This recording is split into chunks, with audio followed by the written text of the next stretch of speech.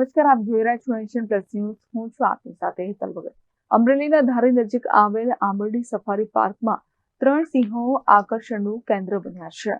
અમરેલી જિલ્લાના ધારી નજીક આવેલ આંબરડી સફારી પાર્કમાં 3 સિંહો આકર્ષણનું કેન્દ્ર બન્યા છે. ત્યારે સિંહની ગેલગમત જોઈ પર્યટકો ખુશખુશાલ થઈ ઉઠ્યા છે. આંબરડી સફારી પાર્કમાં આવતા પર્યટકો માટે વન વિભાગે સુંદર વ્યવસ્થાઓ પણ કરી છે. ત્યારે આંબરડી સફારી પાર્કમાં પર્યટકો માટે સિંહો આકર્ષણનું કેન્દ્ર બન્યા છે.